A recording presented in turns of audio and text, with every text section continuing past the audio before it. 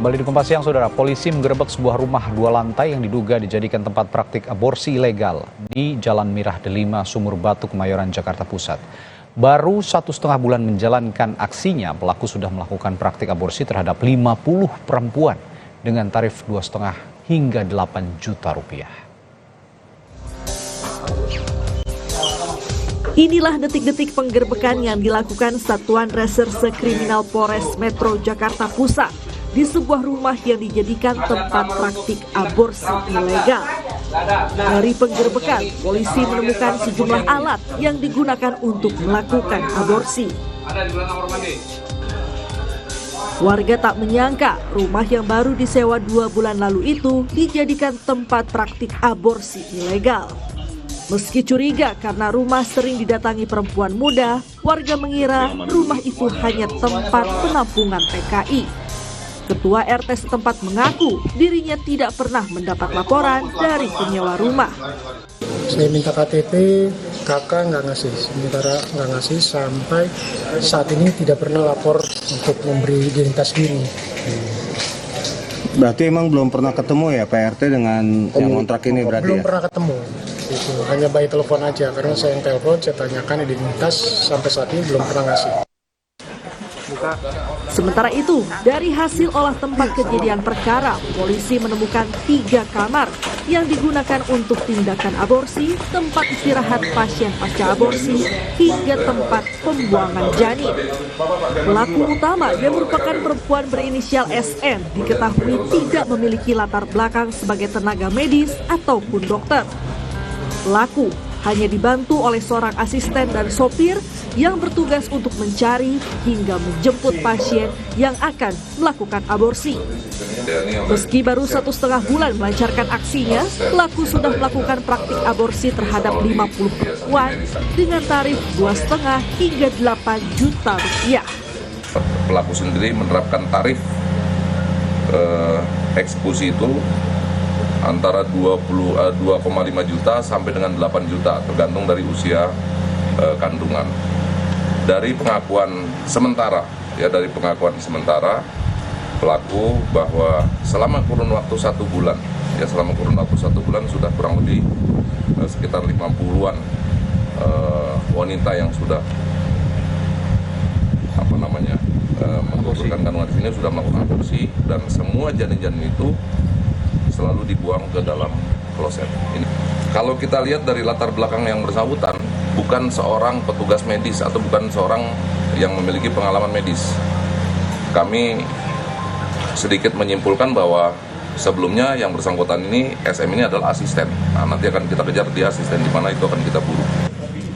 Polisi sudah menangkap 8 orang yang terdiri dari pelaku dan pasien aborsi ilegal. Polres Jakarta Pusat masih melakukan pengembangan terkait klinik aborsi ilegal ini dengan Bidokes Mabes Polri. Bongga Wangga, Kompas TV, Jakarta. Informasi terkini soal praktik aborsi ilegal di Kemayoran, Jakarta Pusat akan disampaikan jurnalis Kompas TV Dipo Nurbahagia. Dipo, setelah olah tempat kejadian perkara, apa langkah lanjutan dari kepolisian untuk menyelidiki kasus ini, Dipo? Tentu akan ada sejumlah hal yang kemudian akan dilakukan oleh polisi. Ini juga sudah kami konfirmasi, Radi dan juga saudara, kepada Ketua RT setempat yang mengaku bahwa aparat kepolisian atau dalam hal ini adalah Polres Jakarta Pusat sudah menginformasikan kepada Ketua RT setempat bahwa pada hari Senin pekan depan akan dilakukan penyedotan septic tank. Tentu hal ini menjadi penting karena kalau kita tahu pada hari kemarin selain dilakukan penggerebekan, kemudian juga sudah dilakukan olah TKP, tetapi memang yang masih belum dilakukan adalah penyedotan septic tank. Mengapa hal ini menjadi penting? Karena kalau kita lihat modus dari pelaku melakukan praktik aborsi ilegal ini membuang janin melalui pembuangan tinja ataupun melalui toilet. Artinya jika memang hal tersebut benar, tentu 50 janin yang diduga terdapat di septic tank ini juga akan diambil begitu ya sampelnya ataupun janinnya oleh aparat kepolisian untuk kemudian diselidiki lebih lanjut. Tentu hal ini jika nantinya temuan ini betul-betul didapati oleh aparat kepolisian, ini juga menjadi temuan yang sangat penting untuk mengungkap apa yang sebenarnya terjadi dan juga apakah ada pihak-pihak lain yang kemudian terlibat terkait dengan kasus praktik aborsi ilegal di kawasan Kemayoran, Jakarta Pusat ini. Kalau dapat kami gambarkan sedikit kondisi di rumah praktik aborsi ilegal yang kurang lebih berada 50 meter di belakang saya, sudah ditutup garis polisi. Seperti yang tadi kami sebutkan, sudah ada olah TKP yang dilakukan oleh polisi pada hari kemarin. Tadi pun kami melihat ada satu tutup aliran air begitu ya yang sudah dibuka oleh polisi. Tentu ini juga untuk mengecek apakah ada janin ataupun ada hal-hal lain yang berkaitan dengan praktik aborsi ilegal yang dibuang melalui saluran dalam tanda kutip pencuci tangan begitu. Karena tentu saluran septic tank dan juga saluran lainnya ini tentu dipisahkan. Nah, nanti pada hari Senin pekan depan saluran septic tank ini yang kemudian akan disedot dan juga akan dilihat apakah ada temuan janin di dalam septic tank tersebut. Selain itu juga yang menarik untuk kita lihat adalah bagaimana kemudian pelaku berinisial SN ini juga nampaknya memang baru 1,5 bulan hingga kurang lebih 2 bulan lah mengontrak di kawasan ini, mengontrak di rumah bernomor 14. Tapi yang menarik adalah bahwa sudah ada 50 pasien yang kemudian datang begitu ya untuk melakukan aborsi yang dilakukan oleh pelaku utama berinisial SN ini sendiri. Artinya kalau kita lihat dari jumlahnya saja, bahkan dengan tarif 2,5 hingga 8 juta rupiah dalam kurun waktu 1 hingga 2 bulan, ini sudah ada uang bernilai ratusan juta rupiah yang kemudian mengalir ke kantong pelaku. Ada 3 pelaku yang kemudian juga bekerja sama dalam praktik ini. Nah, tentu hal-hal ini yang kemudian nanti akan dikuak, akan didalami oleh aparat kepolisian. Apakah ini merupakan suatu sindikat atau memang hanya praktik dalam tanda kutip secara mandiri begitu, karena kalau kita lihat dari nilainya saja ini sudah dapat dikatakan cukup fantastis, Radi. Baik, Dipo, sejauh ini pihak mana saja yang sudah diperiksa polisi? Jika demikian, jika memang saat ini polisi masih mengembangkan penyelidikan.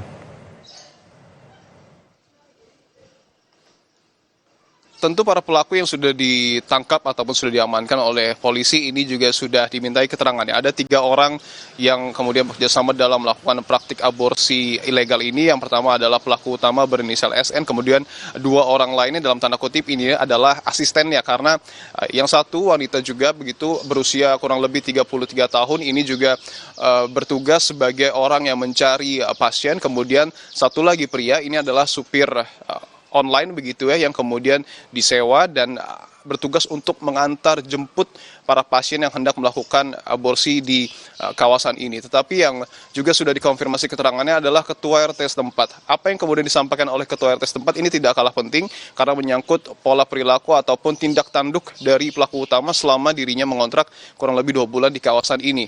Ketua RT setempat menyebutkan bahwa tidak ada komunikasi yang dilakukan oleh pelaku utama, baik itu kepada warga ataupun tetangga di rumahnya, bahkan oleh ketua RT setempat. Tidak ada identitas yang kemudian diberikan oleh ketua RT, bahkan pelaku utama ini juga tidak memberikan identitasnya kepada pemilik rumah yang mengontrakkannya begitu ya. Artinya memang dari awal sudah ada dalam tanda kutip begitu ya hal-hal yang patut dicurigai karena pelaku sendiri terkesan menyembunyikan identitas dirinya. Nah, tadi pun kami juga mencoba mengkonfirmasi kepada ketua RT setempat apakah rumah bernomor 14 ini memang digunakan untuk tempat tinggal ataupun hanya untuk tempat praktik. Ada kemungkinan bahwa para pelaku, khususnya pelaku utama, menggunakan rumah bernomor 14 ini hanya untuk melakukan praktik. Karena biasanya pada sore atau malam hari pelaku utama ini keluar dari rumah dan nampaknya tidak kembali lagi ke rumah. Artinya hal-hal seperti ini yang kemudian juga akan terus dimintai keterangannya, apalagi kami pun tadi